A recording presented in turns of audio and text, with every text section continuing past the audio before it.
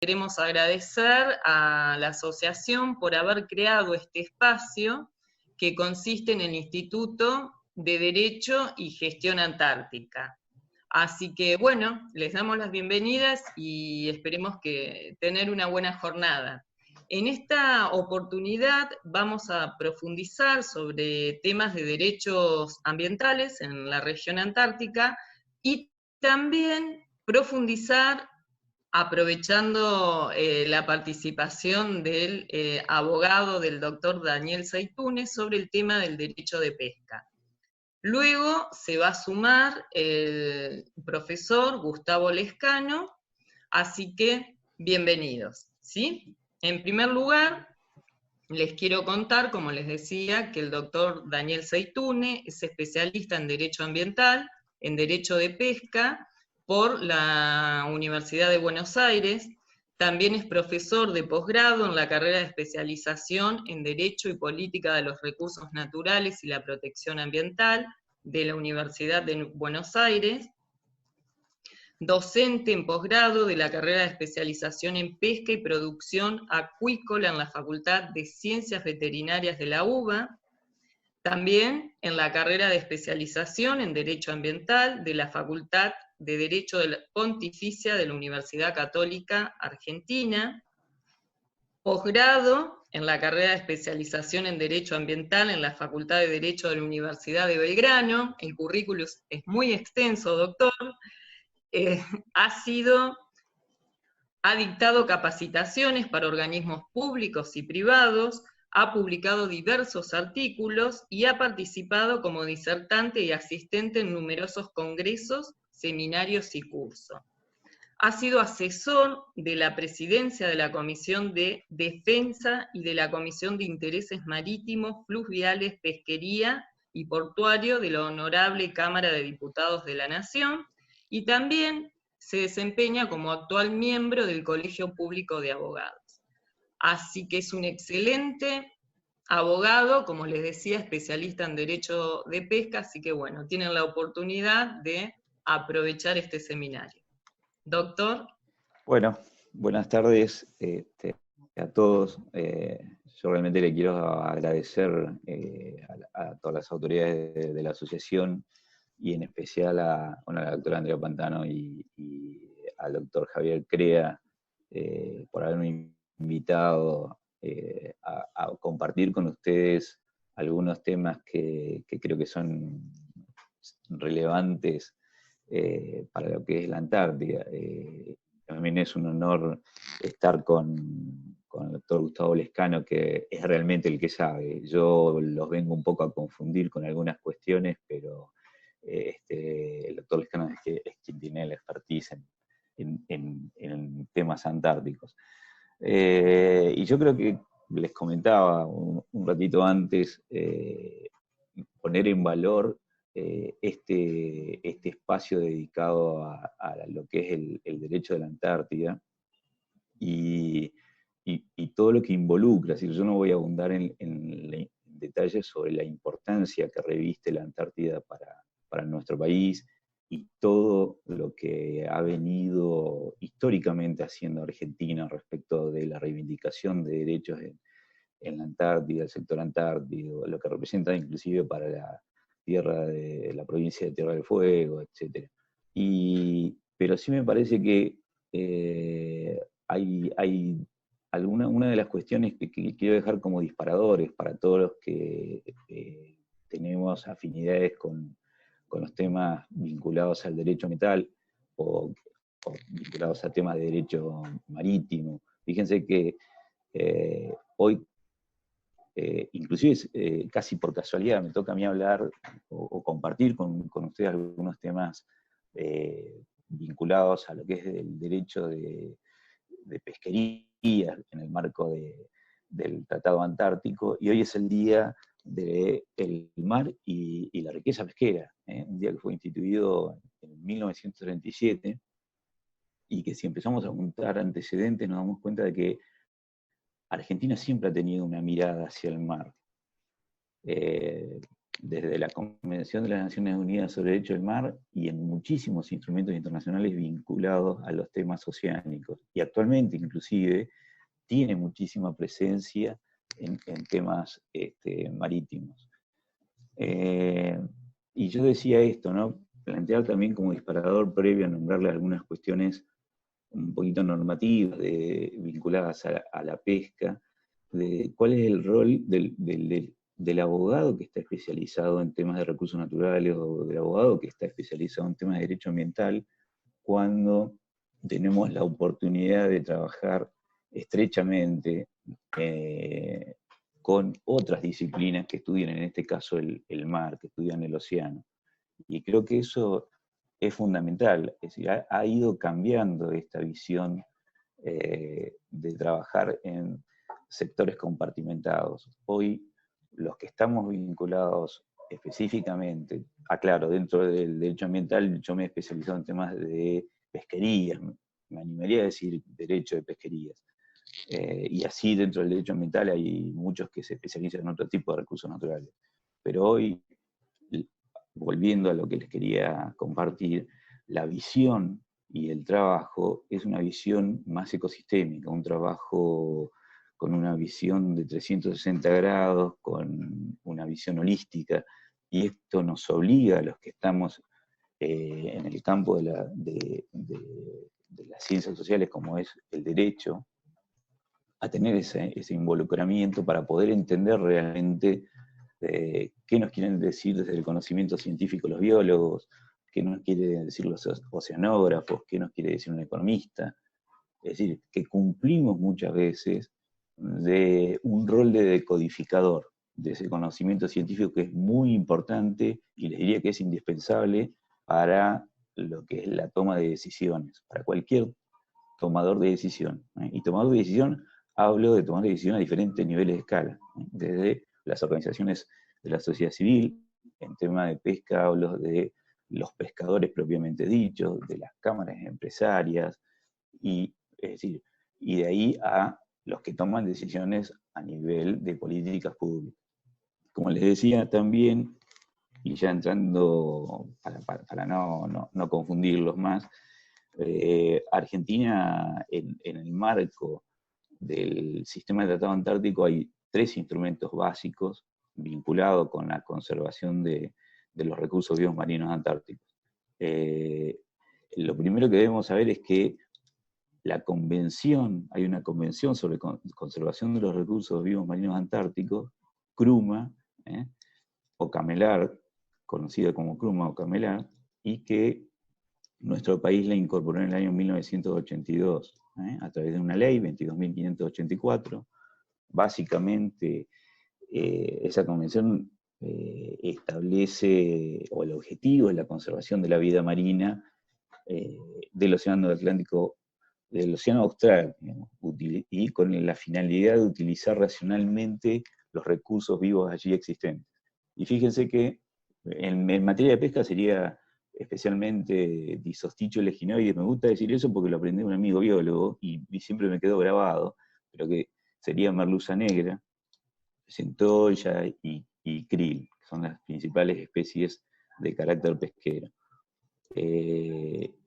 Esa convención, como les decía, fue el primer puntapié inicial de Argentina en uno de los instrumentos que forma o que incluye el sistema del Tratado Antártico. Hay otros 2 instrumentos más, uno de ellos que está vinculado con la Convención sobre las focas antárticas, que también está aprobado por una ley de Argentina, y lo que fue el protocolo de Madrid posteriormente.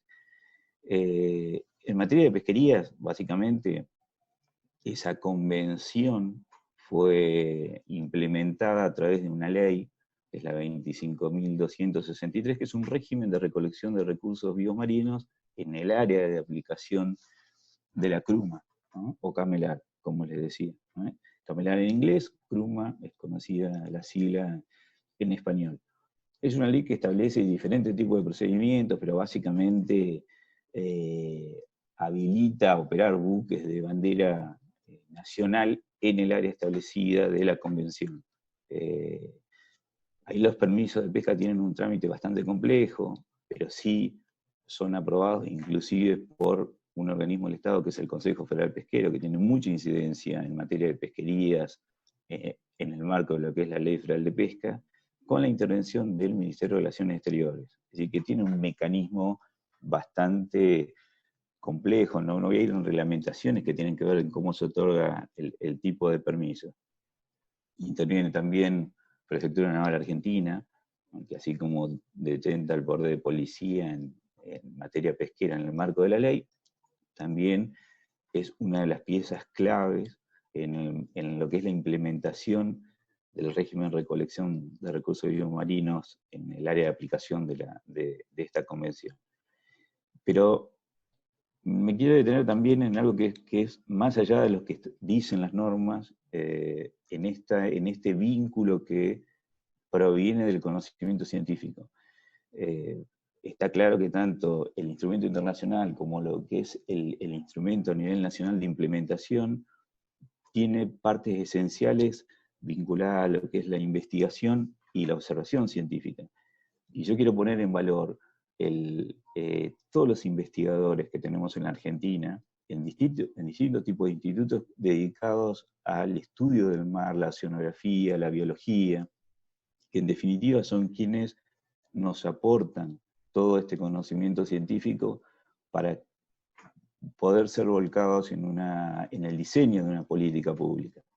Y ahí es donde yo les decía, esta necesidad de integración que debemos tener los que estamos en muchas ramas sociales de distintas disciplinas. Algunos de los que veo aquí los conozco, son amigos, y muchas veces hemos dialogado sobre este cambio que tiene inclusive desde el derecho el abogado, que se dedica a los temas de recursos naturales, donde necesariamente tenemos que hablar un mismo idioma. Yo siempre tengo la gran suerte de poder intercambiar y aprender de distintos tipos de disciplinas vinculadas al océano.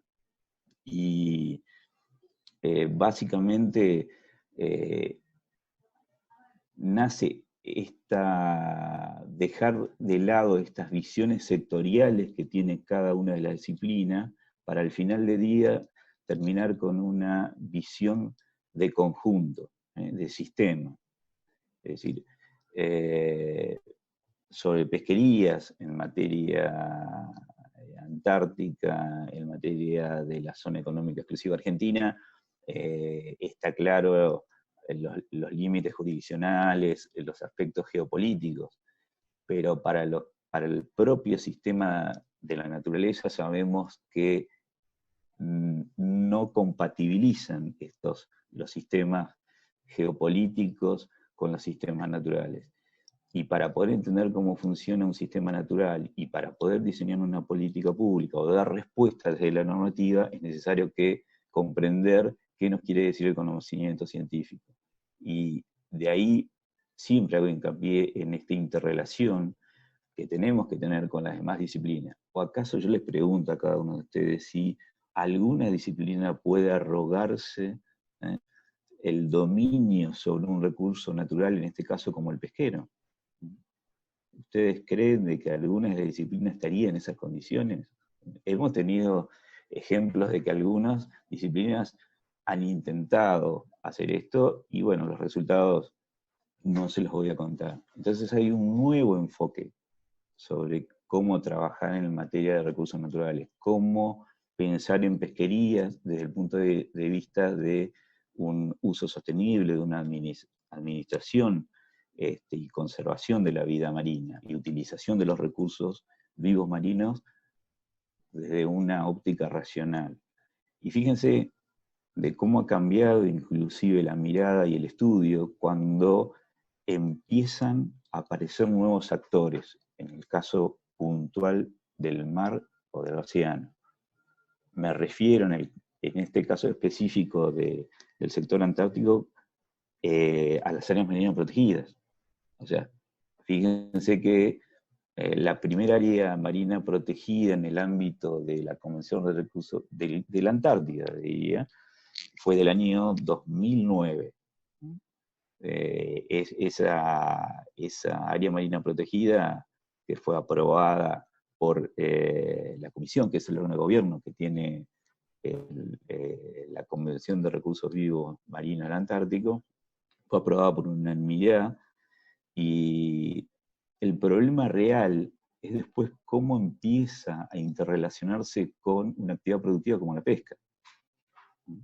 Entonces, ahí es donde hay que generar capacidades suficientes para disminuir las tensiones y entender, más allá de lo que dicen los instrumentos internacionales como la Convención de Diversidad Biológica o la Convención de las Naciones Unidas sobre Derechos del Mar, o el propio sistema del Tratado Antártico, o esta Convención de Régimen de Recolección de Recursos Vivos Marinos en el área de aplicación de la CRUMA. Entender las necesidades de conjunto, las necesidades del sistema. Y creo que ahí es donde confluyen todas las disciplinas y donde fundamentalmente el derecho tiene esa responsabilidad de aprender de las demás disciplinas para poder decodificar este mensaje que proviene del conocimiento científico. Todos hemos escuchado el conocimiento científico aplicado a la toma de decisiones. El punto es, en la realidad, en la gestión de los recursos, cómo se logra esto. Recuerdo al doctor Piglietti cuando siempre me decía, bueno, tenemos que uniformar un idioma, saber de qué estamos hablando, ¿no?, entre las distintas disciplinas para poder entender realmente. Y no cuando nos vamos de esta reunión y yo tengo que llamar a un amigo biólogo para que me explique qué quiso decir el biólogo cuando me estaba explicando tal o cual cosa. Y les pasa a los biólogos lo mismo. ¿Qué quiso decir el doctor Seitún, el doctor Lescano, el doctor Crea, la doctora Pantano, cuando hablaban de la ratificación de un tratado, la aplicación de una norma? Entonces, en eso soy muy pragmático y ese es uno de los disparadores que quiero dejar de aquí para adelante. Es decir, cómo trabajamos entre las distintas disciplinas para que realmente se cumplan los objetivos que están establecidos en la mayoría de las convenciones y que tienen que ver con un aprovechamiento sostenible de los recursos. Eso por un lado. Nos ha aparecido un nuevo actor, más allá de las áreas marinas protegidas, que es el cambio climático, ¿no? Y el cambio climático depende de dónde se sitúe cada uno. Algunos hablan, siguen todavía con la escuela de la variabilidad climática, otros no, realmente con los efectos del cambio climático. Entonces, todo esto nos lleva también a tener una visión muchísimo más amplia sobre el objeto del estudio, en mi caso las pesquerías. Por eso hablamos del enfoque ecosistémico de la pesca, ya no solamente ver cómo la pesca impacta sobre la pesca propiamente dicha, sino cómo impacta en otro tipo de actividades y cómo las otras actividades impactan en las pesquerías. Entonces, esta visión de 360 grados nos lleva a analizar también desde el punto de vista socioeconómico cómo impacta la pesca. Cuestiones que, aunque les sorprenda, hace poco se empezó a estudiar, y hace muy poquito tiempo se empezó a implementar el enfoque ecosistémico pesquero. En el caso de Argentina, ya no da Antártida, pero en una pesquería como es la Viera hay un plan piloto para poder llevar adelante esto. Entonces, hay nuevos desafíos también para el derecho, pero que el derecho que nos obliga, de nuevo, a interrelacionarnos con las demás ciencias para poder comprender acabadamente de qué estamos hablando, y esto, al final del día, tener una respuesta o una aproximación a lo que sería un sistema de recursos naturales. ¿Cómo responderle al sistema natural desde el derecho? Entiendo que la mayoría de los que estamos acá son del derecho. Yo a Javier, al doctor Crea, siempre le digo, mirá, a veces pueden involucrar muchísimas disciplinas para escuchar qué nos dicen los biólogos, qué nos dicen las organizaciones de sociedad civil, los amigos de las áreas marinas protegidas, porque esto es lo que nos va enriqueciendo. Si no, muchas veces terminamos como la sociedad de aplaudidores, ¿no? Como diciendo, bueno, somos todos de la misma escuela y terminamos hablando de las leyes y nos perdemos del componente más esencial. Me pierdo de la transmisión de conocimiento que me puede dar un geólogo, ¿sí? O un oceanógrafo, o el biólogo, o un antropólogo. Y esto en la realidad no es ciencia ficción. Tengo la suerte de poder trabajar en temas marítimos con ellos. Y sigo aprendiendo, como sigo aprendiendo cada vez que tengo interrelación en encuentros como este. Entonces, hoy hablaba, previo a compartir o poner en común muy poquitas cuestiones, donde yo les decía mi disparadores para con el resto de colegas y el resto de participantes, es despertar otro tipo de cuestiones que nos lleva a replantearnos cómo llevar adelante el derecho ambiental y cómo lograr cumplir con objetivos que están establecidos en la norma y que no se vuelvan irreales. Entonces, y esto tiene que ver con el trabajo mancomunado con los distintos tipos de disciplinas. Y creo que ese es un poco la idea que les quiero dejar. Así que si esperaban escuchar sobre normas específicas, es como nos han dicho a muchos de ustedes también, muchos colegas, profesores, las normas están en el Código Civil, vayan a buscarla en Infoleg. Creo que me parece que para los que estamos vinculados en temas de recursos naturales, derecho ambiental, la cuestión pasa por otro lado. O sea, mi incentivo, y termino con esto, es trabajar mancomunadamente con las demás disciplinas, abrir la puerta a todas las especialidades, que cada una de ellas en su parte sectorial terminan al final del día entendiendo de que hay que tener una realidad de conjunto.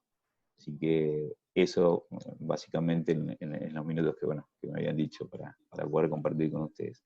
Cumplí con el objetivo de marearlos, porque esa era la idea. El doctor Crea, la doctora Pantano y el doctor Lescano me dijo, confundilos, porque la idea es esa. Y como les dije, el doctor Lescano es quien realmente es el que sabe y que le va a hablar puntualmente sobre todas las cuestiones que tienen que ver con el derecho antártico. Así que yo les agradezco el tiempo y la atención a cada uno de ustedes. Bueno, doctor Daniel, como siempre, un placer, un honor.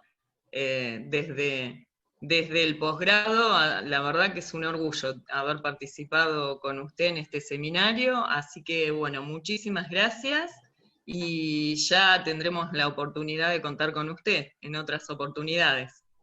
Bueno, Me imagino. espero que sí. Ustedes tienen el mail, yo les dejan el correo a todos los participantes que tengan interés y ahí sí en hablar sobre temas puntuales de pesquerías, enfoque ecosistémico, cambio climático y pesquerías. Y ahí me permito, y le robo un minuto más al doctor Lescano, más allá de hablar del sector antártico y de los límites jurisdiccionales, cuando hice hoy hincapié sobre el tema del cambio climático, sepan de que Argentina está trabajando, tengo el honor de estar trabajando con un grupo de más de 60 investigadores de todo el país en un primer informe de evaluación del estado del conocimiento del impacto del cambio climático en las pesquerías a nivel del Atlántico sudoccidental, y que por primera vez Argentina presentó en la COP25 en Madrid los adelantos de este primer informe. Entonces, esto es una cuestión que creo que los invito a todos a que empezar a pensar en todos estos tipos de cosas, porque, de nuevo, la mesa es grande y la mesa es para que participemos todas las disciplinas en lo que es gestión de recursos naturales. Así que el agradecido soy yo. Al que se anime a escribirme, yo soy el que más preguntas le va a hacer al que me escriba, eso no le quepa la menor duda. Así que muchísimas gracias. El continente del silencio está completamente aislado del resto del mundo, pero sin embargo los impactos, la problemática ambiental global no es ajena a esta región antártica. Por lo tanto, en esta oportunidad queremos brindarles conocimientos en general sobre cuáles son las amenazas reales que tiene el continente, qué instrumentos jurídicos cuenta para poder hacer frente, y por último y fundamental, cuáles son los actores que están involucrados para la preservación, protección y conservación de la Antártida. Como características generales, sabemos que es el único continente polar con una superficie aproximadamente de 14 millones de kilómetros cuadrados, que tiene la particularidad de aumentar en invierno, ¿verdad? A través de la formación de barreras de hielo. Cada vez que decimos continente antártico, no tenemos que olvidarnos que en realidad es más apropiado hablar de región antártica. ¿Por qué? Porque es el continente, pero además el océano austral o antártico, como vimos en el primer seminario, las características de este océano que está conformado por diferentes mares, entre ellos el mar de Ross, ¿verdad? Está aislado totalmente del resto del mundo por profundidades increíbles, superiores a 3.000 metros, y la mayor vecindad la tiene con los continentes a través de las denominadas puertas de entradas, entre las más cercanas, Ushuaia, ¿sí? Y también Punta Arena del lado de Chile. Voy un poco más rápido en esto porque, bueno, son temas que ya habíamos visto, pero bueno, de nuevo, es necesario volver a tomarlos. Tiene la particularidad, todo en el continente, todo en la región antártica es especial, ¿sí? Desde los límites. ¿Por qué? Porque vamos a tener un límite geopolítico que lo establece el Tratado Antártico en su artículo 6, donde vamos a crear el espacio que se trata de la aplicación situada al sur de los 60 grados de latitud sur, incluidas las barreras de hielo que por tener su carácter permanente se asocian al continente, pero el tratado en su momento, como bien dijo el doctor Zeitoune, fue sancionado en el año 1959, con lo cual la preocupación no eran los recursos naturales en ese momento, sino era época de plena Guerra Fría, no llegar a una instancia bélica. Por lo tanto, la idea era poder cerrar estos temas y se deja abierta acá la puerta al tema del derecho del mar, ¿sí? Hay toda una cuestión, ¿sí? El derecho del mar, que son las convenciones que después vamos a ver más adelante, aplican o no. Pero en principio esta es una definición geopolítica. Más adelante, con la sanción de la conservación de los recursos vivos marinos antárticos, se crea el límite biológico a través de la conversión antártica, que ustedes acá pueden observar. Vamos a tener la Antártida, Polo Sur, a diferencia del Ártico, que es un mar congelado, ¿verdad? Y esta, justamente, línea azul oscura es la convergencia antártica, que la rodea y, digamos, la separa de alguna manera de los otros 3 océanos. ¿De qué se trata? ¿Por qué decimos que este es un límite biológico? Porque se tienen en cuenta, si bien todos los océanos del mundo están comunicados, pero tienen características biológicas propias. Entonces, en esta convergencia es donde confluyen las aguas heladas, ¿sí?, del océano Antártico con un poquito más cálidas de los otros 3 océanos. ¿Por qué debemos preservar, proteger y conservar a la Antártida? Qué tema, ¿verdad?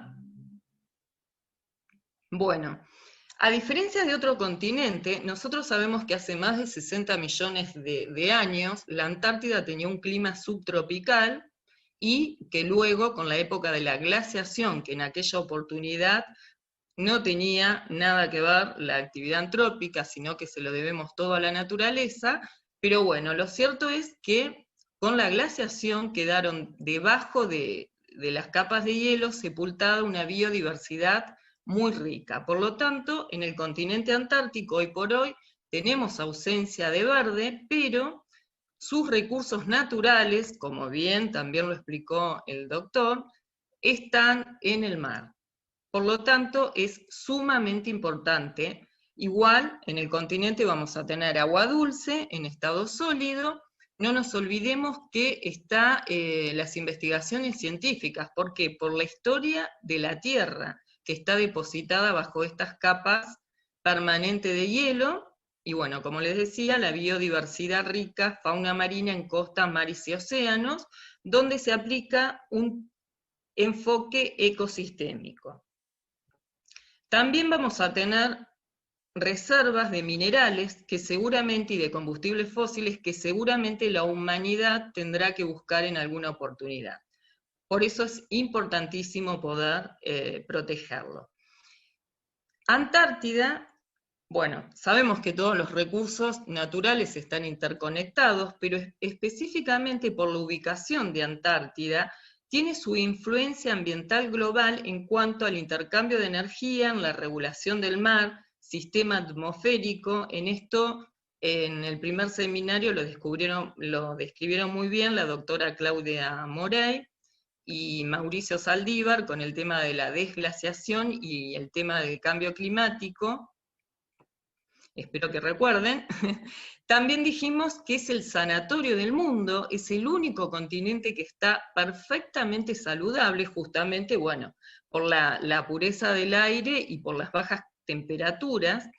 Inclusive en estos momentos es el único lugar, la única región, donde no se registran casos de COVID. Claro que la presencia hay que ser muy cuidadoso, esta es la preocupación de las campañas antárticas, inclusive la nuestra que va a comenzar muy pronto, y de esto sabe muchísimo más Gustavo Lescano, pero la preocupación justamente es seguir aislado al continente de esta problemática, porque un solo caso nos llevaría a un desastre por las condiciones de aislamiento como viven en las bases. ¿Cuáles son las amenazas? Acá vamos a tener que distinguir las amenazas que llegan, ¿sí? Por esto de que todos los recursos están interrelacionados, las amenazas que vamos a tener desde el espacio exterior y que se traducen, primero, en aumento de la población mundial. ¿Y por qué digo que esto es una amenaza? Porque a mayor población mundial vamos a tener mayor demanda de recursos naturales. Entonces, todos estos recursos naturales que hoy por hoy están en una zona inhóspita y tan bien guardados, llegado el momento, con el avance de la tecnología y con la necesidad de nuevos recursos naturales, es muy probable que se recurra a la región antártica. De hecho, es lo que ocurre con la pesca, ¿verdad? Bueno, acá les comentaba que un informe de la FAO estima que para el 2050 la población aumentará y alcanzará los 9 millones de personas. Por lo tanto, es sumamente importante tomar medidas adecuadas al respecto. Después, la otra problemática, obvio, es el uso irracional y la contaminación de los recursos naturales en general, y el cambio climático como factor de cambio global. Y una amenaza fundamental que también va a afectar a la región antártica, en su medida, es la pobreza. Como se estableció en los Objetivos del Desarrollo Sostenible, en el objetivo número 1, la pobreza va más allá de la falta de ingreso y de recursos para garantizar medios de vida sostenible. La pobreza es un problema de derechos humanos. Estas son las amenazas que hay que tener en cuenta. Pero la región antártica, además, tiene otra problemática que son locales. ¿Cuáles son estas problemáticas? Bueno, nosotros sabemos por el Protocolo de Madrid que está declarada una reserva natural consagrada a la paz y a la ciencia, ¿sí? Esto en el imaginario de todos nosotros podríamos llegar a pensar que, bueno, existe una actividad antrópica, claro, las investigaciones científicas, pero nada más. Y sin embargo, esto no es así. Justamente, a pesar de ser una reserva natural, se desarrollan actividades. Una de las principales actividades que puede, si esta no se regula y no se toman medidas apropiadas, es el turismo. ¿Por qué? Porque a medida que fueron avanzando las posibilidades de llegar a una región tan inhóspita, Antártida se presenta con sus misterios y leyenda un lugar exótico como para poder llegar a pasar unas lindas vacaciones. Los medios son desde vuelos, desde estas puertas de entradas, por supuesto, al continente, y también cruceros. Y no hay una regulación como, por ejemplo, sucede con el tema de los recursos vivos marinos, sino que esta regulación puede decirse que está dispersa, ¿sí? Está dispersa. Y acá la primera que va a tomar las medidas son las reuniones consultivas, como dijimos en el primer seminario, del Tratado Antártico, donde se emiten las medidas y recomendaciones, y a medida que se va modificando y va aumentando el turismo, se hacen más exigentes. Acá tienen, en la Secretaría del Tratado Antártico, están las directrices para los visitantes, sumamente importante para poder llegar a estas zonas, y están disponibles en la página para poder observar tanto a las empresas que se dedican a este tipo de turismo, como para nosotros ciudadanos que queremos llegar a estas tierras. Bueno, por supuesto, una de las amenazas, otro de los temas, a ver, porque esto se los comento porque siempre surge esta duda, pero ¿hay pesca o no? Bueno, ya escuchamos al doctor, hay una pesca, porque de eso se trata el enfoque ecosistémico, se trata de conservación, es decir, hay actividades que tienen que estar acorde a los principios ambientales del derecho ambiental, es decir, hay una actividad de pesca sustentable. La problemática surge como amenaza entonces cuando estamos frente a una pesca ilegal, a una pesca indiscriminada, que por cierto ocurre en el mar Antártico, no es ajeno, al igual que en el Atlántico y en el Pacífico. Investigaciones científicas. ¿Por qué son tan importantes? Bueno, justamente gracias a las investigaciones científicas, el continente no se provocó una cuestión bélica. ¿Por qué? Nosotros sabemos que, si bien los primeros viajes a la Antártida fueron avistajes casuales por las condiciones climáticas que llevaban a los navegantes allí de casualidad, podríamos decir, pero a medida que se descubre, comienzan justamente las actividades sobre focas y lobos, que bueno, para otro seminario es muy interesante el tema de la historia, de cómo se van dando estas actividades, pero a medida que los países con intereses antárticos tienen la oportunidad de llegar, y también todo está centrado en el tema de los recursos naturales, si no a nadie le interesaría la región antártica, obvio, comienzan los reclamos por la soberanía, por tener territorios. Como no hay acuerdo, no hay un consenso, hay diferentes posiciones, entonces en el Año Geofísico Internacional tienen la brillante idea, científicos y quienes están en países de intereses antárticos, de realizar investigaciones científicas, y se dan cuenta que a través de ellas pueden lograr un consenso. De hecho, es el antecedente directo para la sanción del Tratado Antártico, que es un ejemplo de gobernanza ambiental y que va a evolucionar, a pesar de que tiene un preámbulo y 14 artículos, va a evolucionar a través del tiempo, ¿sí? Y obviamente se va a ir sumando todas las convenciones, y el protocolo de Madrid es estrictamente ambiental y se va a ir sumando a medida que evoluciona el derecho ambiental. Pero volviendo a las investigaciones científicas, entonces, son tan importantes que, ¿quiénes toman las decisiones primera en el continente antártico? Bueno, los primeros 12 países signatarios, ¿sí?, que son los que forman parte de este congreso, y son los que sancionan el Tratado Antártico, pero además se pueden incorporar otros países, todos los países del mundo, a través de demostrar un verdadero interés científico, a través de investigaciones científicas importantes, o bien estableciendo bases científicas. Por eso, Digamos que las investigaciones científicas son las actividades antrópicas por excelencia. Bueno, todos sabemos que se encuentran en diferentes campos, ¿verdad? En biodiversidad, geofísica, geología, geodesia, cambio climático fundamental, contaminación ambiental, oceanografía. ¿Sí? Vamos a tener acá el Comité Científico para la Investigación de la Antártida, el SCAR, que promueve y coordina las investigaciones científicas y asesora a las reuniones consultivas del Tratado Antártico, y también el Consejo de Administradores de Programas Antárticos Nacionales. Ahora, ¿cuál es la problemática que surge?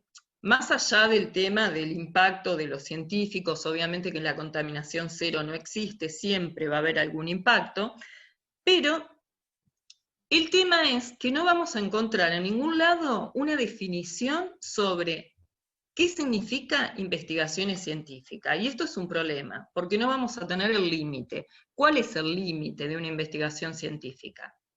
¿Sí? Ni siquiera en las reuniones consultivas, como les decía, emiten resoluciones, pero en ninguna de ellas va a haber una definición exacta. ¿Y esto dónde provoca la problemática?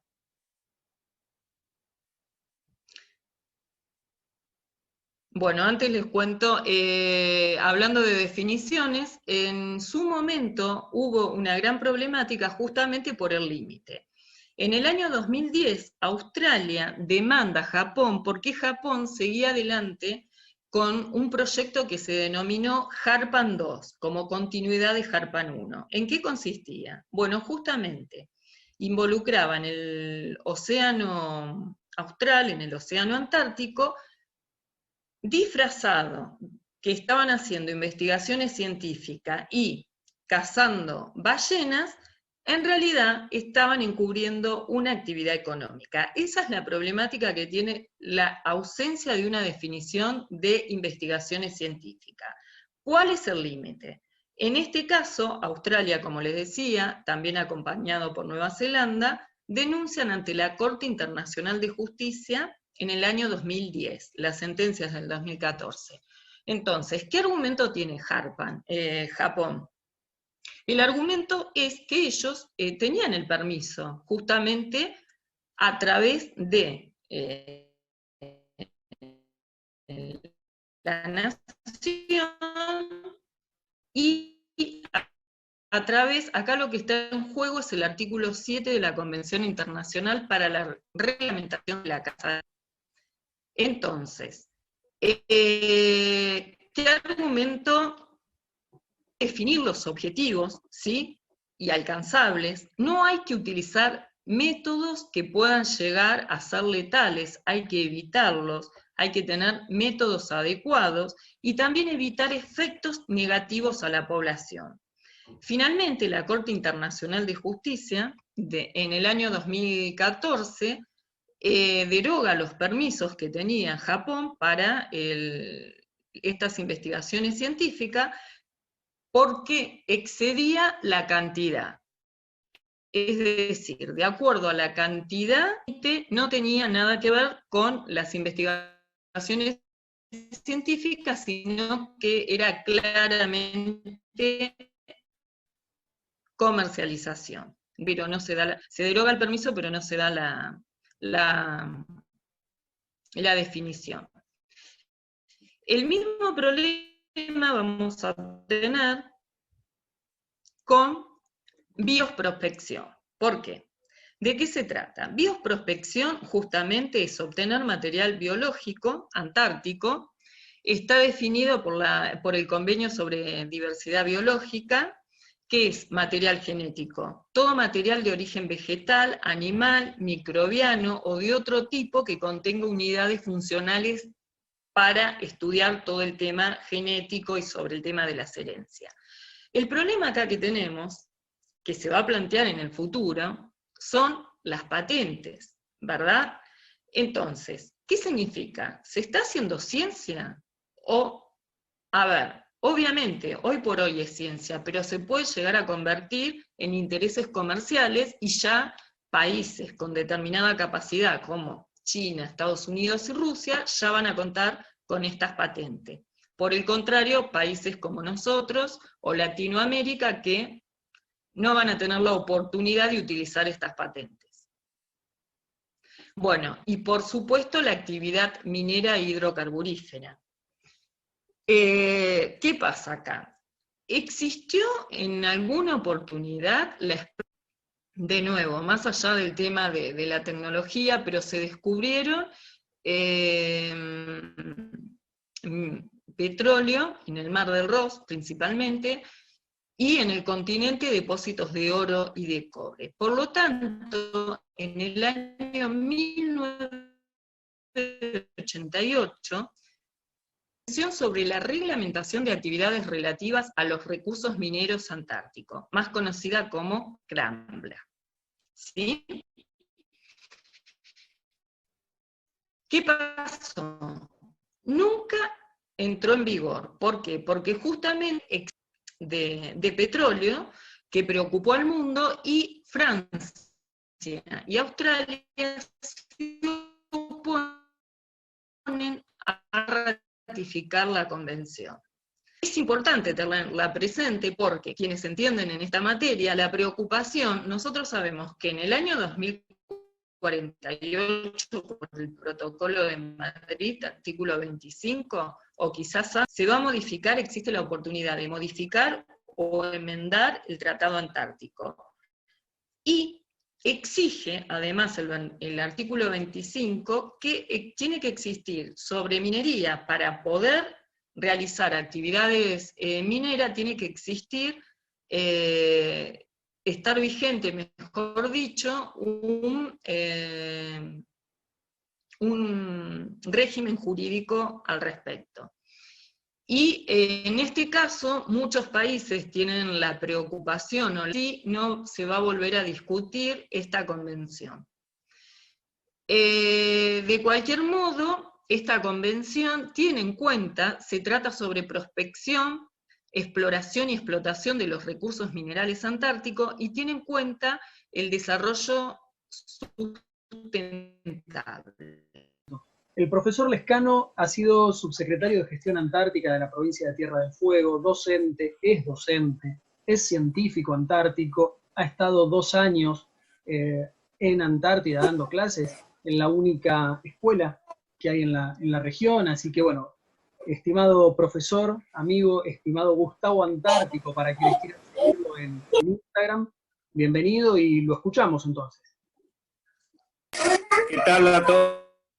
Muy buenas tardes. Bueno, en principio quiero agradecer a la Asociación Iberoamericana de Derecho, Cultura y Ambiente, a su presidenta, a su vicepresidente, a la directora del Instituto de Derecho y Gestión Antártica, por dejarme participar de este hermoso evento y poder contar un poquito sobre la experiencia de mi trabajo en la Antártida, en los distintos rubros, vamos a llamarlo así. Y quiero tomar una palabra del doctor que estuvo hablando, Daniel Zaitune, donde hablaba de cómo hacer ese trabajo de llevar lo científico a una persona y cambiar, y después el científico preguntar también al abogado. Nosotros lo vamos a llamar eso en educación la transposición didáctica del contenido, y de esa manera voy a tratar de llegar a ustedes desde mi rol de docente, de mi rol de maestro, de poder contarles un poquito sobre mi experiencia. Y gracias, doctor Crea, usted me avisa por favor, porque yo cuando hablo de Antártida, creo que nos pasa a todos los antárticos, nos tienen que poner una mordaza para que dejemos de hablar. Es tanto lo que nos gusta sobre la temática que hablamos un montón. Así que voy a iniciar, compartir pantalla, a ver si la tecnología está de mi lado hoy, porque todos estos días estaba bastante complicado.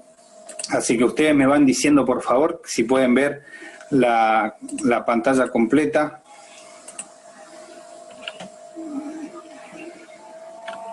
¿Se puede ver? Hola, hola, hola.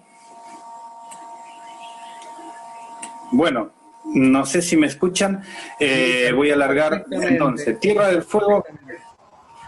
Muchísimas gracias, doctor.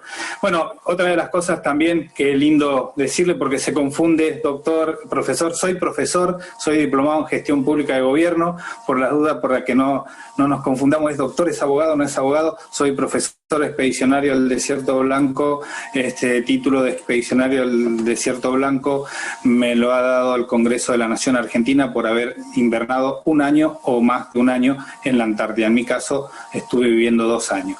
Tierra del Fuego, provincia bicontinental. Acá cabe una aclaración muy importante, porque si nosotros hablamos de Tierra del Fuego nada más, podemos estar hablando también de nuestro vecino país Chile.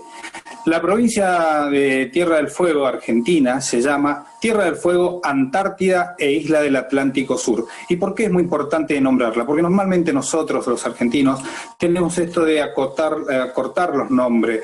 En vez de decir Fernando, decimos Fer, en vez de decir Micaela, decimos Mica. Y en este caso, Tierra del Fuego, lo acortamos y decimos Tierra del Fuego. Pero muchas veces se puede dar a confusión. Entonces, el nombre completo de nuestra provincia es Tierra del Fuego, Antártida e Isla del Atlántico Sur. Una provincia bicontinental. Es la provincia más joven y la más grande de la República Argentina. Acá podemos ver el mapa bicontinental a un costado, sí, acá podemos ver el mapa de la provincia de Tierra del Fuego, Antártida e Isla del Atlántico Sur. Los límites, sí, los límites definitivos por la ley 26.552 nos marca todo lo que abarca la provincia de Tierra del Fuego, ¿sí? Todo esto de la parte de nuestra querida provincia. Bien, el Tratado Antártico sabemos que es el documento madre que rige los trabajos y las distintas actividades en la Antártida. Y tenemos acá, esto quiero correr por acá, muy bien. Dice continente exclusivo para fines pacíficos, y acá tenemos una cruz que quiero aclarar un poquito más adelante sobre ese tema, ¿sí? Sobre esa cruz que está ahí, sobre un soldado y un tanque de guerra. Libertad de investigación científica, prohibición de actividades nucleares. También tenemos un mecanismo de inspección, ¿sí? Ese mecanismo de inspección son observadores calificados que aseguran el cumplimiento del Tratado Antártico, si pasan inspecciones. Cuando tiene la reunión del Tratado Antártico, normalmente se fija ya las distintas bases y de qué país serán los que van a poder pasar inspección a esa base. Bien, a ver, se me trabó acá. Ahí está. Bueno, vamos a situarnos en la península de nuestro sector antártico. En esta península vamos a encontrar que tenemos, la Argentina tiene 13 bases antárticas, de las cuales temporarias vamos a encontrarnos con que son 7 bases temporarias. Cuando hablamos de temporaria vamos a hablar de que empiezan la pre-CAP y la CAP. ¿Qué son la pre-CAP y la CAP? La pre-campaña antártica y la campaña antártica de verano. ¿Sí? La pre-campaña antártica de verano inicia más o menos en septiembre, octubre, para terminar en marzo, más o menos marzo, fines de marzo, abril, terminar ya con la campaña antártica de verano, que normalmente duran 4 meses. Y después esas bases se cierran nuevamente hasta el próximo verano. Y después nos vamos a encontrar con las 6 bases permanente que tiene nuestro país en la península antártica. ¿Sí? Vamos a encontrar la base San Martín, la base Belgrano 2, la base Carlini, la base Marambio, la base Orcadas, y vamos a encontrarnos con la base Esperanza, la única que alberga familia, ¿sí? Y acá me voy a extender un poquito más sobre esta base, ya que ahí viví la experiencia de haber estado 2 años invernando en la Antártida, en el año 2005 y en el año 2008.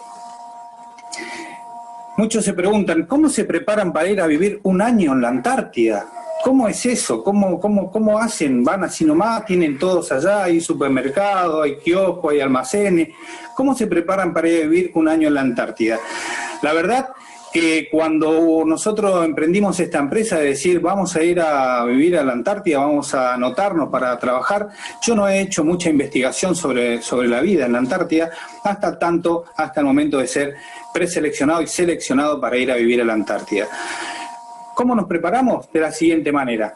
fuimos elegidos para ir a la Antártida, entonces empezamos a hacer cálculos en pocos meses de cuántos consumíamos, por ejemplo, algo sencillo en pasta dentrífica, cuántos cepillos de dientes utilizamos en el mes, y así todas esas cositas que parece insignificante, pero muy importante en la Antártida. No hay supermercado, no hay lugar donde ir a comprar. Y muchas veces, una vez que llegaste a la Antártida, después cuesta un montón que poder recibir algo de acá, de Ushuaia, de Buenos Aires, donde sea, porque los aviones se pueden, por cualquier situación o vivencia en el momento, puede ser que se corte como ahora, que no hay casi vuelos a la Antártida, ¿sí? Es muy complicado. Entonces preparamos todo eso, esas mercaderías, esos bultos que ustedes ven acá, son preparados en 3 o 4 meses para poder llevar a la Antártida. ¿Y qué vamos a preparar ahí? El calzado de la nena, si la nena calza 30, y bueno, calcularle un año cuánto le va a crecer, y comprémosle 2 números más, 3 números más por las dudas, y si le queda grande, le va a quedar grande ahora, pero después le va a quedar bien y no nos vamos a arrepentir. Si no, no le compremos calzado porque no sé qué, y anda el pobre chico con el zapato apretado. Hay una preparación, no solamente para ir a enseñar a la Antártida como maestro, sino también algunos científicos y todo el personal logístico que va a trabajar a la Antártida. Hablé recién, dije que quería aclarar sobre la Cruz Roja, sobre el soldado. Sí, hay militares en la Antártida, pero los militares que están en la Antártida son los expertices en lo que tenga que ver en rescate, lo que tenga que ver en supervivencia, y van a asistir a cada uno de los científicos que vamos a trabajar a la Antártida. Entonces hay toda una preparación que lo hace la Escuela de Capacitación Antártica del Comando Conjunto Antártico, y algunos tuvimos el privilegio de poder participar de esa capacitación y esa preparación para ir a invernar o para ir a las campañas antárticas de verano. Esta capacitación se hace en Cabiahue y Copahue, en la provincia de Neuquén. ¿Cómo es el viaje a la Antártida? El viaje a la Antártida, eso que ustedes ven acá, esto es la parte de adentro del sistema de armas del Hércules C-130, nuestro gran avión, y nosotros lo llamamos comúnmente la chancha, ¿sí?, que va a la Antártida. Es inmenso. Adentro no solamente lleva a personas, sino que también lleva todo equipamientos para las bases, para aprovisionar las bases, también lleva equipos de los científicos que van a trabajar. Y acá en esta imagen van a ver niños, ¿sí? Esta niñita que ven acá chiquitita, hoy ya tiene 18 años, que es mi hija, ¿sí? Acá me van a ver mucho más joven a mí, y todos mis alumnos de ese año. Esa es la forma de viajar a la Antártida, ¿sí? En un Hércules C-130, que más o menos vamos a tener entre 3 horas y media para llegar a la base Marambio, ¿sí? Nuestra querida base Marambio. Y llegamos con el Hércules. Esto es un tramo del viaje, todavía falta, porque tenemos que llegar a esa base que le dije que me iba a centrar un poquito en la conversación. Y si les aburro, por favor, me dicen, no tengo ningún problema, vamos para adelante. Otra forma de llegar también es con el rompehielo Almirante Irizar, nuestro gran buque insignia, ¿sí?, en lo que tenga que ver con la logística antártica por mar, el rompehielo Almirante Irizar. También se puede llegar con el barco, que de hecho en algunas bases antárticas se lo provee de todo lo que van a necesitar para un año con este barco, y también del personal que va a invernar navega en este hermoso navío que es de la Armada Argentina. También se pone a disposición, nuestra Armada Argentina pone a disposición otros barcos para llegar a las distintas bases y trasladar a los científicos y trasladar el personal que va a estar cumpliendo las tareas de logístico, como es, en este caso, acá voy a mostrar uno de los tantos barcos, que es el buque Canal de Beagle. Acá vemos que este barco no tiene un helipuerto, por lo tanto no puede llevar a bordo un helicóptero. Entonces el traslado de las personas desde el barco hacia tierra son con los Zodiac o con los vehículos anfibios, en este caso como vemos acá, y de esta manera vemos cómo están bajando al agua, bajamos por esa escala. La verdad que es muy apasionante el viaje a la Antártida, por cualquier medio que uno vaya. Imagínense que para nosotros, yo le dije 3 horas y media en ese avión, es agotador. Imagínense lo que es para un niño, En ese momento ya estábamos en el barco, vamos a descansar un poquito, ella tenía acá su peluche, su pingüinito que le habían regalado para llevarla a la Antártida, y se puso a descansar esa niña en el rompehielo antes de bajar a la base Esperanza, donde íbamos a alojarnos por un año en aquel año 2005. ¿Cómo llega nuestro equipaje? Una vez que llegó el barco a la base, empieza a bajar todo lo que tenga que ver con el helicóptero, viaje, se arman team de trabajo, team de descarga se llama, por turno, y vamos a colaborar todos los que vamos a invernar, porque todo lo que se va a proveer a la base es de todo, por lo tanto tenemos que trabajar en conjunto. En la Antártida nunca se ven los trabajos individuales, siempre van a ser en equipo, siempre van a ser en grupo de personas, y todos los que van a estar invernando van a compartir todos estos los beneficios que nos puedan dar más adelante durante la invernada. Porque una vez que se fue el rompehielo, una vez que lo vemos en el horizonte perderse, nos quedamos nosotros ahí a trabajar, los que están en la escuela, los que están en la carpintería, los que están en el taller mecánico, en la cocina, todos son parte del trabajo en equipo en ese hermoso lugar, la Antártida. En este caso, como les dije, la base Antártica Esperanza, pero lo mismo va a suceder en las otras bases permanentes de nuestro país. El trabajo científico también requiere de normativas y reglamentos. Van a ver acá que hay una persona trabajando en la pingüinera con un equipo de fotografía. Ese equipo se instala, se deja todo un año para después en el verano ir a tomar, recoger la memoria y ver en qué fecha empezaron a llegar los pingüinos. Como vemos acá, todas estas manchitas que ven acá son todos pingüineras, y a esto le vamos a llamar manchones. Entonces se toman distintos tipos de manchones, se le pone una cámara para ver, más o menos calcular aproximadamente cuándo empezaron a llegar los pingüinos, y se dice que a mediados de octubre empiezan a llegar todos los pingüinos a las distintas colonias que están en la península antártica. Pero para poder ingresar a este lugar se necesita un permiso especial.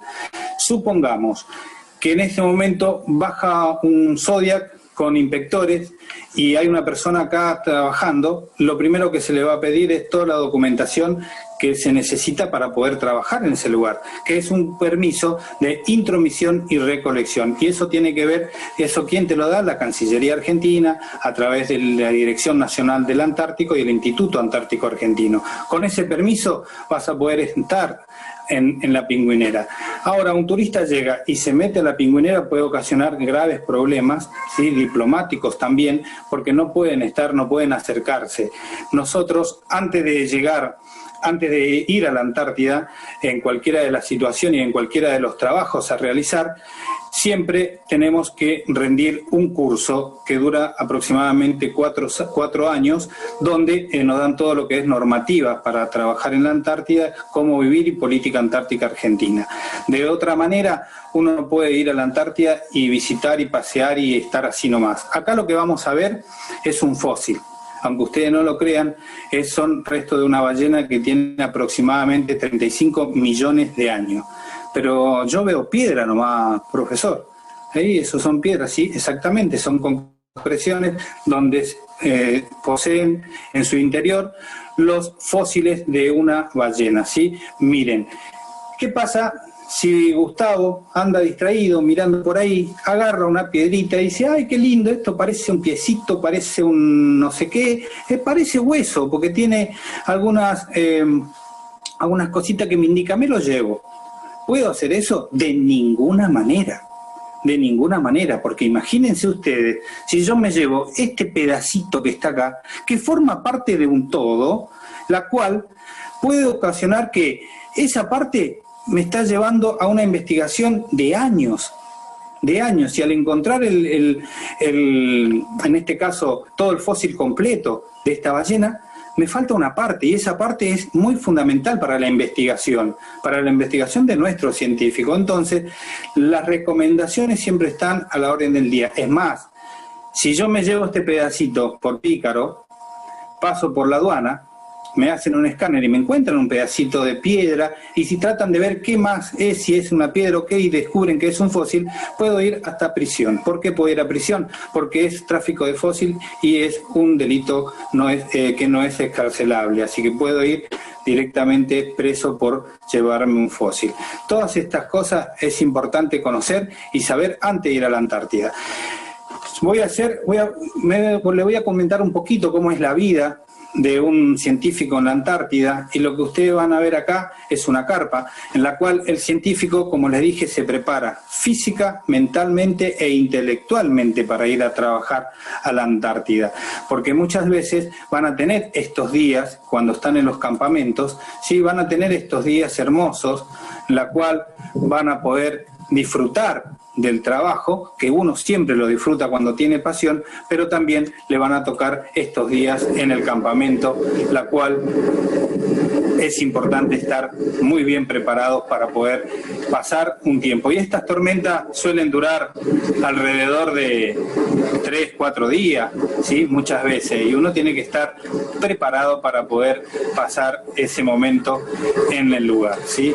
Y la preparación que le decía que tiene que tener uno físicamente y mentalmente es muy importante, y sobre todo el conocimiento de dónde está, porque así como ustedes ven acá que las carpas están muy cerca una de otra, muchas veces te puedes desorientar y terminar en otro lugar y perderte del campamento, y si la tormenta sigue, tenés que estar preparado para sobrevivir en ese lugar el tiempo que logres orientarte y volver al campamento.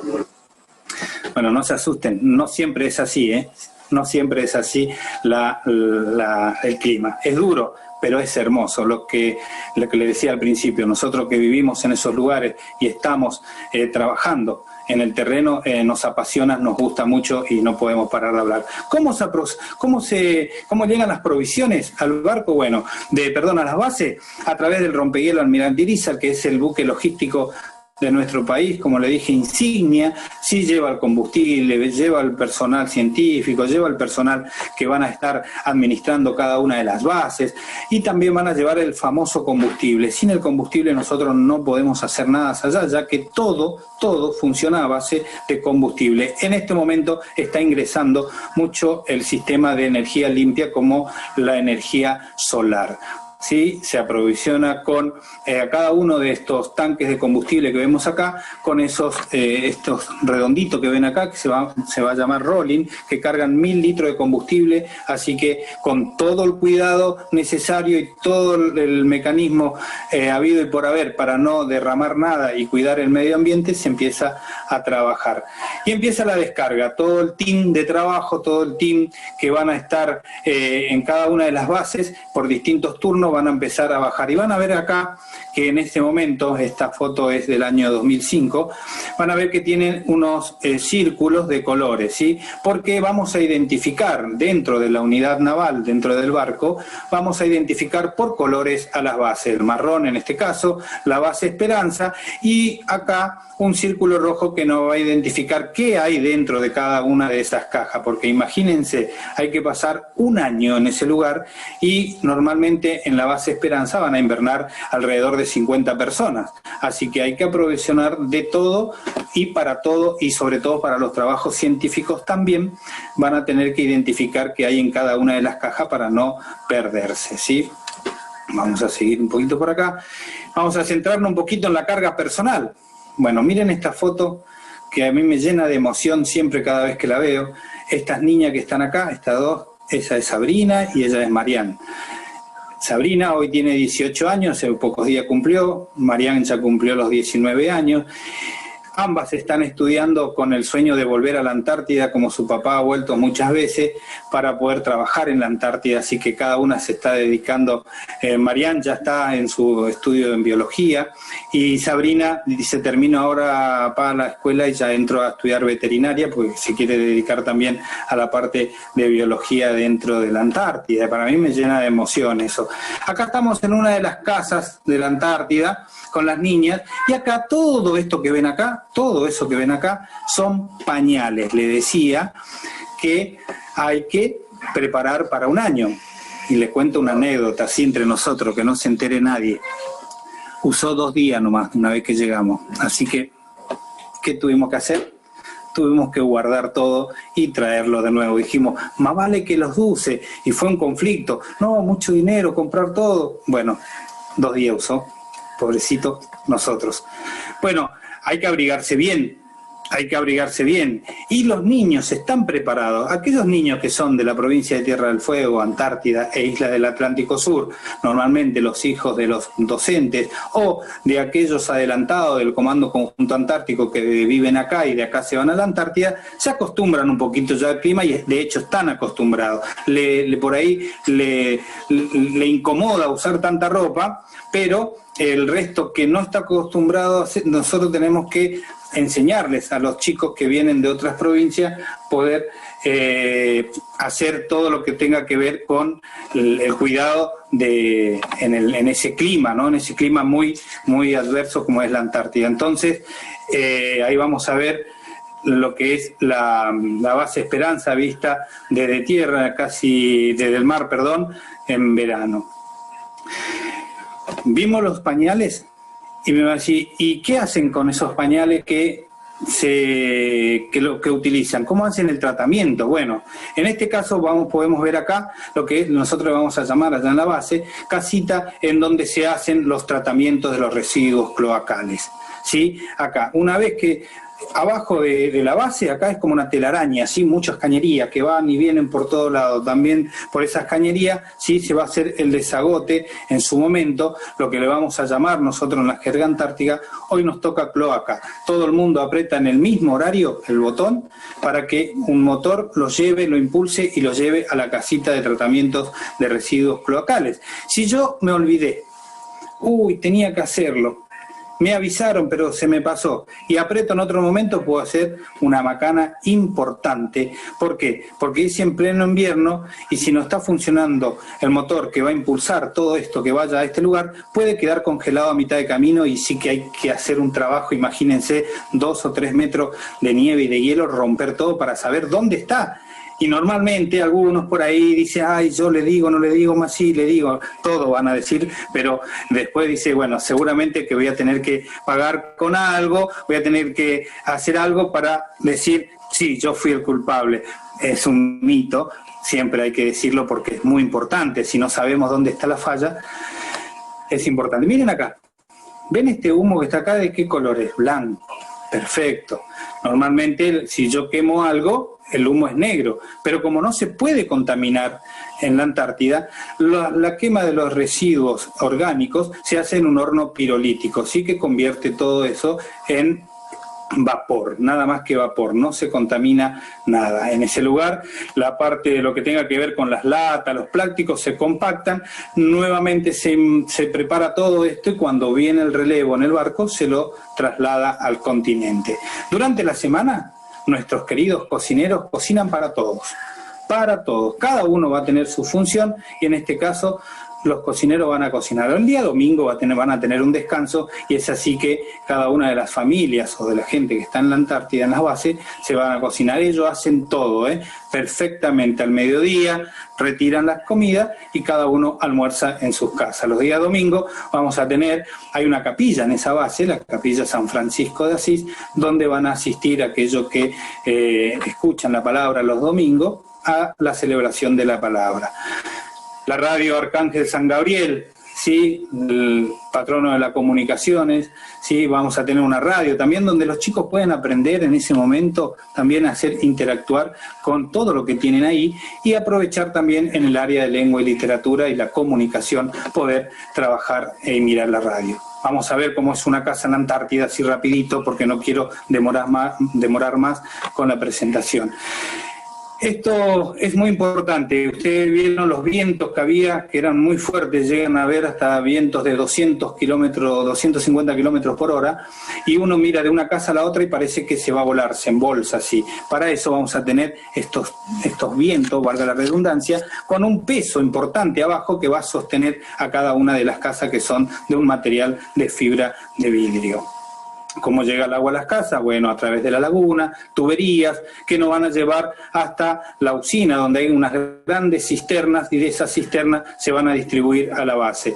En Esperanza vamos a encontrar un sanatorio o enfermería, la cual le vamos a llamar la Cruz del Sur.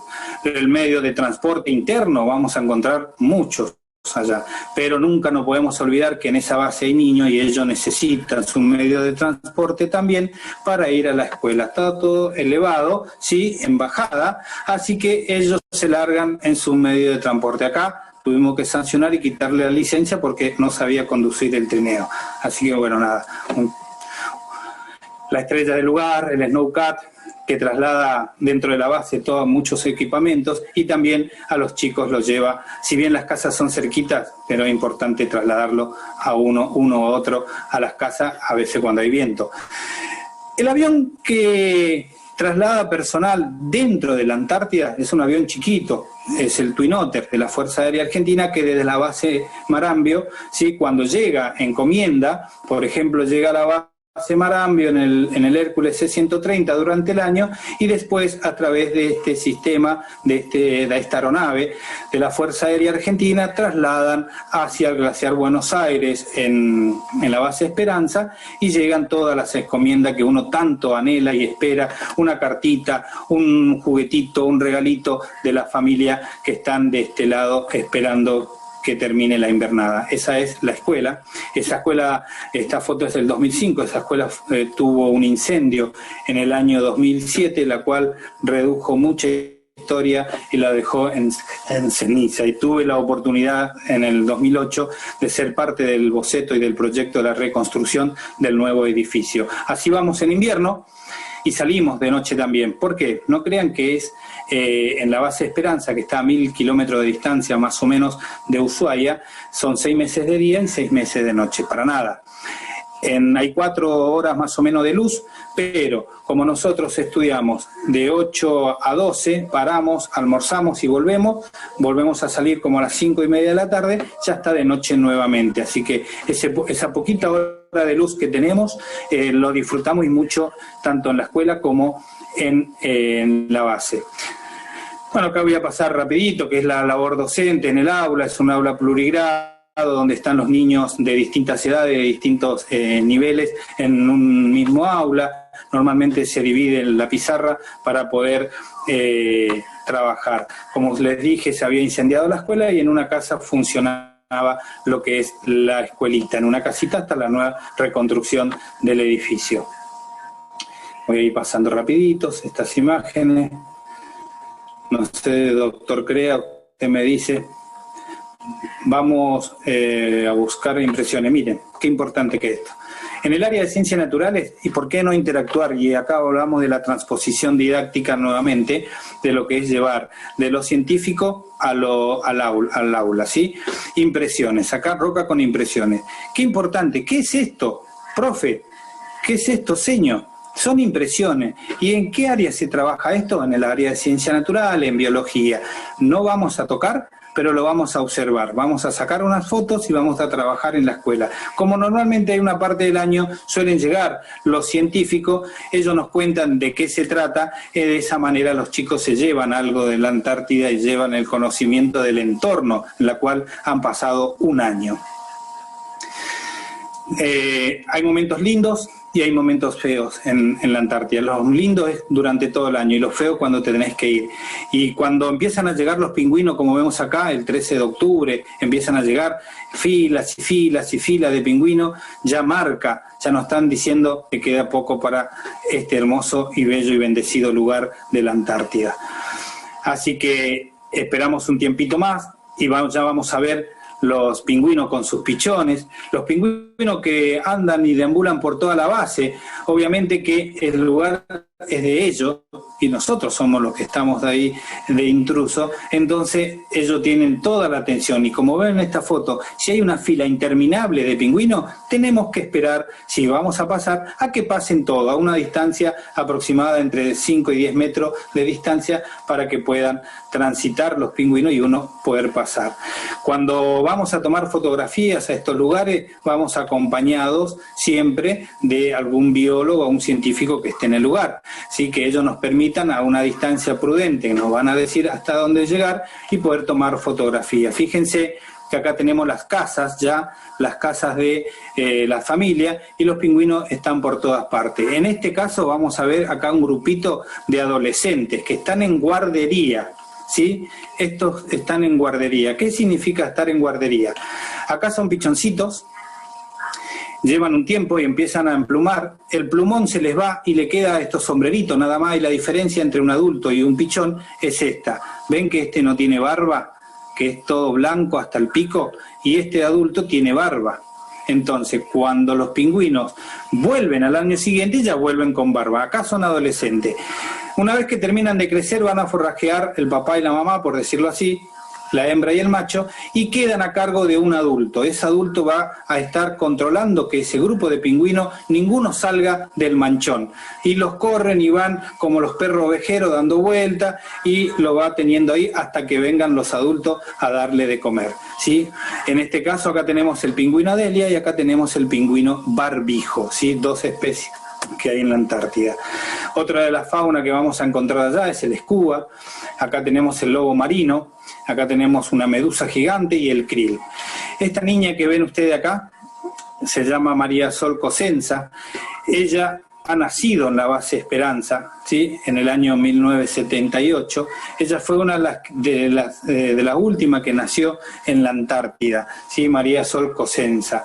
Como había ganado un premio, había salido mejor en su promoción, en ese entonces ella pertenecía a la fuerza, pertenecía al ejército argentino, había salido primera en su promoción, y le dieron como premio volver al lugar donde ella nació, la base antártica Esperanza. Estas son otro tipo de fauna, que acá es importante saber que esas normativas que nosotros sabemos, el acercamiento a estos animales, se lo ve inofensivo a la foca de Weddell, hermosa, qué linda. No es tan así. Una mordida de estos animales te puede costar la vida, ¿sí? Ni hablar de la foca leopardo. Bueno, doctor, Recuerde, estamos con el tiempo ya acotado. Así que, sí. Estamos en tiempo. Voy a ir finalizando entonces con una sola frase que queda por acá, ya le digo, y voy a ir cerrando aquí. No se puede amar lo que no se conoce, y cuando uno tiene el conocimiento inmediatamente se convierte en agentes multiplicadores de amor por lo nuestro. Es así que no se puede amar lo que no se conoce, y lo que no se conoce no se ama. Y yo les quiero transmitir a ustedes, a cada uno de los participantes, este amor por nuestra Antártida, la Antártida de la humanidad, la reserva de agua dulce del planeta. Espero no haberlos aburrido. Tenía un par de anécdotas, pero espero que no haber sido aburrido para ustedes. No.